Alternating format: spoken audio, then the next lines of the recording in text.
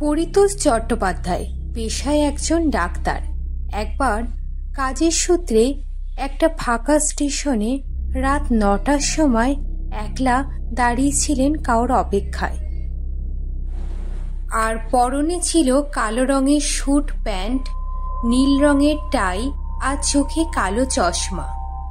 একটু গম্ভীরভাবে তিনি কারোর অপেক্ষায় অনেকক্ষণ দাঁড়িয়ে থাকতে থাকতে যখন দেখলেন কেউ এলো না, তখন একলা মনেই তিনি হেঁটে চললেন, স্টেশন থেকে বাইরে বেরিয়ে গেলেন।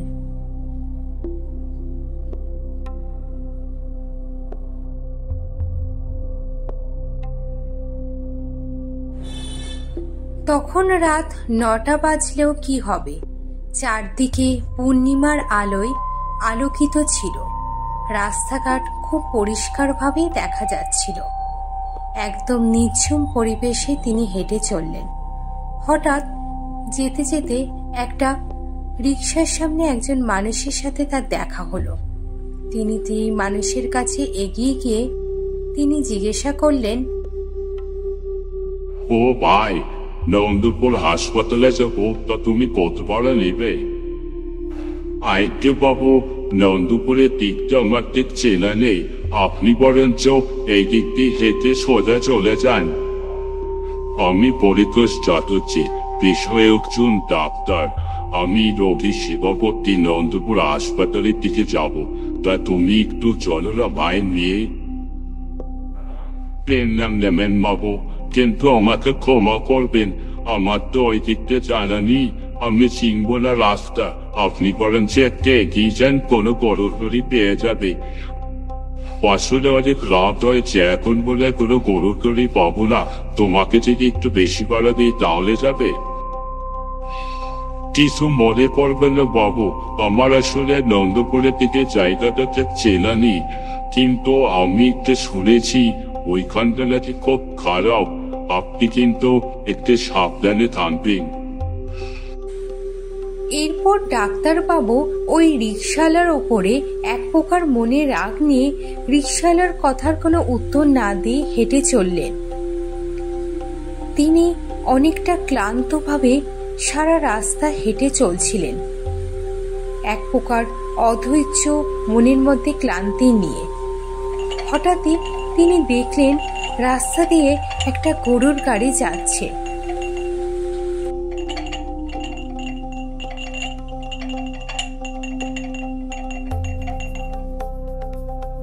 গরুর গাড়ি থেকে লোকটি নেমে এসে ডাক্তারবাবুর সাথে কথা বলতে থাকে।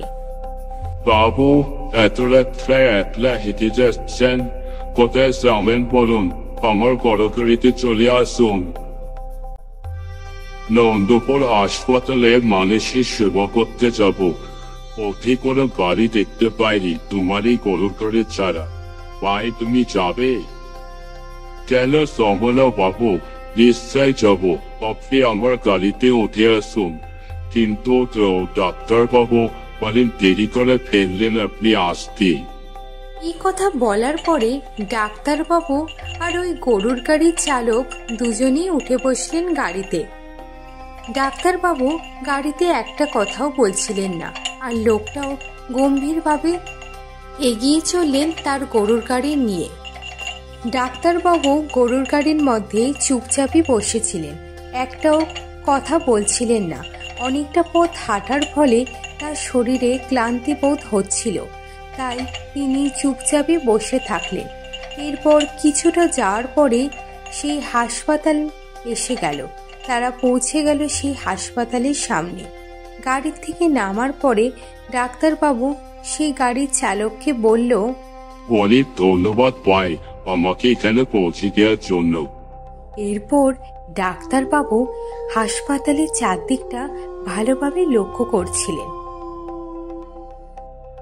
এরপর যখনই তিনি ভাড়া দেওয়ার জন্য পিছনে তাকালেন, তখন দেখল সেখানে সে গরুর গাড়িটি ছিল না। তিনি মনে মনে বলতে থাকলেন, কি আশ্চর্য, গরুর গাড়িটি কোথায় গেল? আমি তো তোরা শব্দে শুনতে পেলাম না। আমার মনে হয় আমার থেকেই টাকা নিতে লাঞ্ছা পাচ্ছিল, তাই হয়তো নিঃশব্দে চলে যাচ্ছি। থাক, এইসব ভেবে আর লাভ নেই। আমি বরঞ্চ হাসপাতালের ভেতরে যাই, এমনিতেই অনেক দেরি হয়ে গেছি। এরপর ডাক্তারবাবু নিজের মনে বিড়বিড় করতে করতে হাসপাতালের ভেতরে প্রবেশ করে। হাসপাতালের ভেতরে প্রবেশ করে তিনি চারদিকটা ভালোভাবে দেখছিলেন, কিন্তু সেখানে তিনি কাউকে দেখতে পেলেন না। চারদিকটা ছিল সম্পূর্ণ ফাঁকা, ভেতরে লাইট জ্বলছিল কিন্তু কোনো মানুষ ছিল না। কি আশ্চর্য, এত বড় একটা হাসপাতাল, কোনো মানুষজন নেই কেন ওখানে? এরপর ডাক্তারবাবু হাসপাতালে একটা কান্নার আওয়াজ শুনতে পেল। তিনি তখন সেই আওয়াজ শুনতে পেয়ে সামনে এগিয়ে গেল, যেন অনেক মানুষ একসাথে কান্নার রব করছে। তিনি হাসপাতালের করিডোর দিয়ে এগিয়ে চললেন একটি ঘরের দিকে। ঘরে পৌঁছাতে তিনি চমকে উঠলেন। আপনি এখানে কি করছেন? আপনি তো আমাকে এখানে পৌঁছতেই গেলেন। ডাক্তার বাবু, পরে দেরি হয়ে গেছে যে, আর সবাই নেই, আপনি আমার চিকিৎসা করুন। আমি আপনার নিশ্চয় চিকিৎসা করবো, কিন্তু আমার সব যেন কেমন গড়িয়ে যাচ্ছে। আপনি এখানে কিভাবে এলেন? এমন সময় ডাক্তারের কথা শেষ হতে না হতে বাইরে দিয়ে একটা আগুন আগুন করে সবাই চিল্লে উঠল। তিনি বাইরে গিয়ে যা দেখলেন তা নিজের চোখে বিশ্বাস করতে পারলেন না। তিনি দেখলেন পুরো হাসপাতালে আগুন লেগে গেছে, কিন্তু সেখানে যে মানুষগুলো হেঁটে আসছে তারা কোনো সাধারণ মানুষ ছিল না। তাদের শরীর অর্ধেক পুড়ে গেছিল, কেউ বা রক্তের বন্যা বইছিল তার গায়ে দিয়ে, আর কেউ তো কঙ্কাল শরীর নিয়ে এগিয়ে আসছিল। সবাই যেন একসাথে ডাক্তারবাবুর কাছে এসে সাহায্য চাইছে, বাঁচাও বাঁচাও আর্তনাদ করছে শুধু। এমন পরিস্থিতি দেখে ডাক্তার সেখান থেকে পালাতে লাগলো। তিনি বুঝতে পারলেন এটা কোনো সাধারণ মানুষের কাজ না, কোনো মৃত আত্মাদের কাজ। তিনি হাসপাতালের বাইরে বেরাতেই দেখলেন পুরো হাসপাতাল আগুনে পুড়ে যাচ্ছে, চারদিকে আগুনের বিস্ফোরণ ঘটছে। তিনি এইসব দেখে সেখান থেকে দৌড়ে পালালেন। হাসপাতালে তখন দাও দাও করে আগুন জ্বলছিল, আগুন নেবার কোনো নামই করছিল না। হাসপাতালের ভেতর থেকে আর্তনাদের আওয়াজ আসছিল, কিন্তু কোনো মানুষকে দেখা যাচ্ছিল না। ডাক্তারবাবু খুব জোরে দৌড়াতে লাগলেন, কিন্তু পথ যেন আর শেষই হচ্ছে না। তিনি দৌড়াতে দৌড়াতে স্টেশনের দিকে যেতে লাগলেন, কিন্তু পথ যেন আর শেষই হচ্ছিল না। হঠাৎ ডাক্তারবাবু হোঁচট খেয়ে রাস্তার মধ্যে উপর হয়ে পড়ে গেলেন। ডাক্তারবাবু জ্ঞান হারিয়ে সারা রাত মাটির ওপরে শুয়ে থাকলেন এইভাবে। কোনো মানুষজন সেখানে ছিল না, তাকে রক্ষা করতে কেউ এগিয়ে এলো না। চারদিক যেন নিস্তব্ধ হয়ে পড়ে থাকলো। এরপর সারা রাত এইভাবেই তিনি এখানে শুয়ে থাকলেন। ভোর হতেই চারদিকে আলো ফুটে উঠল। তখন সেখানে আগের দিনে সেই রিক্সাওয়ালা ডাক্তারবাবুকে দেখে ডাকতে থাকলেন। ও বাবু, ও ডাক্তার বাবু, আপনার কি হলো? আপনি এখানে কেন শুয়ে আছেন? উঠুন ডাক্তার বাবু, আপনার কি হয়েছে? এরপর ডাক্তারবাবু সেই রিক্সাওয়ালাকে সব কথা বলে। রিক্সাওয়ালা তার কথা মন দিয়ে শুনছিল। আইতে বাবু, নন্দপুরে বহু বছর আগে একটা হাসপাতাল ছিল। তখন আমার বয়স অনেকটাই ছোট ছিল। সেই সময় ওখানে হাসপাতালে আগুন লেগে যায় হঠাৎ। সেখানে তখন রোগীরা এমনকি ডাক্তাররাও সব মারা গেছিল, কিন্তু তার মধ্যে কিছু ডাক্তার সেখানে পালিয়ে কোনো মতে বেঁচে যায়, কিন্তু রোগীরা সেখান থেকে বেরাতে পারে না।